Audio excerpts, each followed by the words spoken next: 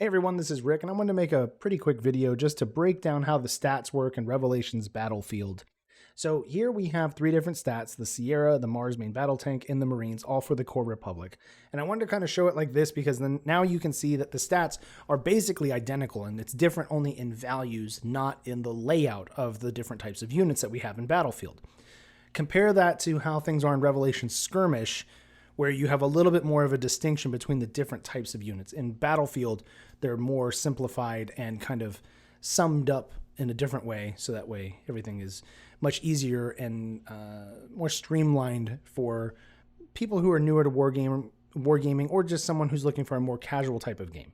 So here with the stats, as a quick breakdown, as I said, they're basically all the same in terms of layout. So up in the top left corner, you have whatever the faction that unit is from. So right here is the core Republic. The 40 is to indicate how many points it cost.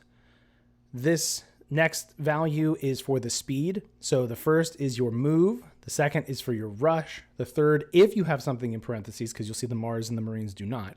If you have something in parentheses, it means that you have jump. I had skipped over the icon here, which is the movement type.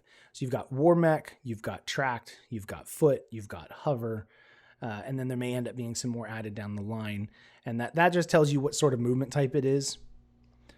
Next, underneath the speed is your height. So this is how many levels tall. So like a war mech, like the Sierra anyway, is 2. Mars is a 1. Infantry, like Marines, are 1.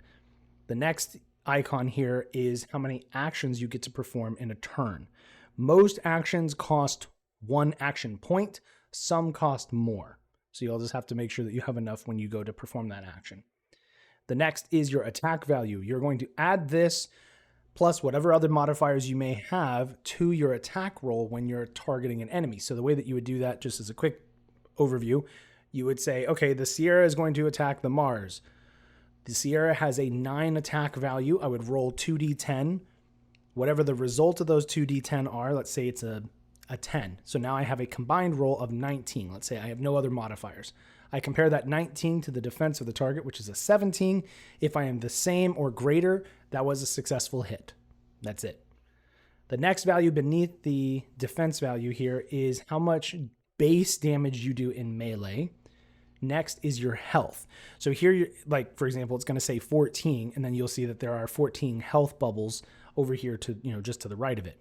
Now, this little black square that you'll see is in different places for the different types of units here indicates that when for example, the Sierra is going to take 1, 2, 3, 4, 5, 6, 7 points of damage. On his 8th point of damage, you're going to flip the Sierra's stat card to the back side, which instead of it having a point cost, it says back. That means that from then on, you're going to be using that side of the card for the rest of the game, because you're now... it's to simulate that you've taken a certain point of damage, and now the machine or the infantry, like fire team, is breaking down. Normally, with all the stats we have currently, some of your different stats are going to go down in value. So you'll see like the attack value was a 9. On the back, it's an 8. The defense also went down a point. He also got a little bit slower with most of his movement, but not his jump speed. You might also, with some units, see, like with the Mars, it went down a point of damage.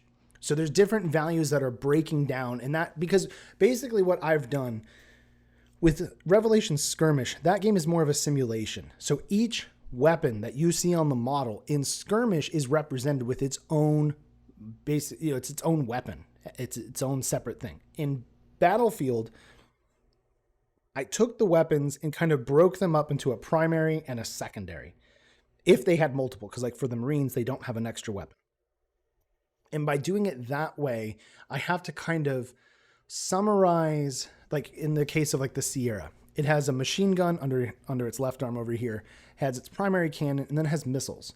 So instead of giving it a cannon and missiles and completely ignoring the machine guns, I decided to take the cannon and the missiles, put them together, and try to arrive at some sort of conclusion for how much range would this have, how much base damage, would I give it any sort of special keywords, because there's a variety, a ton more keywords in Revelation Skirmish than there are in Battlefield right now, because right now we're trying to make this a streamlined experience.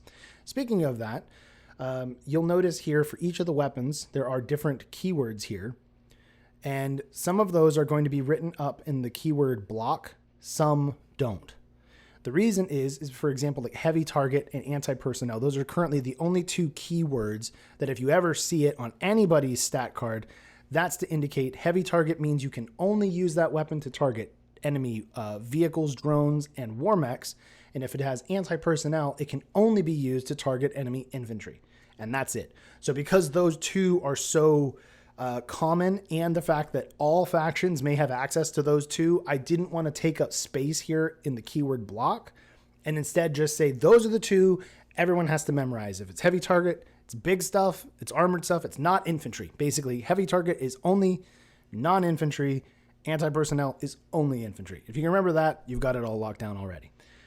With the little block here, the little square that has the bullet icon, and then you'll see like the infantry, the Marines have a lightning bolt. This is to indicate ballistic, which is also stated here to the weapon. This little lightning bolt is going to be for energy. Next, you have the range, the minimum and the maximum. So if it's a 1 inch, it means it can shoot. It has to be 1 inch or greater. So if it's less than 1 inch, that weapon cannot be used. The 12 inch is the max range for a normal ranged attack. You can do another type of attack, which is indicated in the rulebook, that tells you that you can double the length of the range, but then there's modifiers for the enemy's defense. Next, you have like the weapon type again. You'll have the base damage of the weapon, and then damage just to indicate how much damage. Then you have the keywords. So all the keywords except for heavy target and anti-personnel will be indicated down here in the keyword block. So like spray for the Sierra, right? That's right there. The repeater, right? Sometimes you're going to have units that have a keyword that's not from a weapon. It's just something that that unit just happens to have a special keyword for. Those ones are just indicating that that particular unit has that special ability. Obviously, this is the artwork if we have it. We're trying to get all units to have artwork and update all of these. Some do not currently, like the drones for the Core Republic. So right now we just put classified. We do have models available for you to be able to play with, but we don't have artwork for everything. So we're trying to like retroactively go backwards and get some of that artwork created. The only other things to point out here, the brand logo, and then here is the version. We'll get into that down the road, but for now, everything's just going to have version 1.0. And as we move forward with some other things, right now we're trying to, we have a Kickstarter going, a Kickstarter campaign that's live currently that's ending on June 23rd. And what we're trying to do is to get funding in order to be able to upgrade our list builder website, revelationswar.com, which right now is available for Revelations Skirmish. And we're trying to upgrade it to also include a database for Battlefield so that we can have all of the stats available there. So with Skirmish right now, you can go to revelationswar.com. You can build your list for Revelations Skirmish, and you can also print out the stats. So we made that list builder available for free because, we're gamers too, and we recognize that nobody wants to pay for every, little kind of upgrade.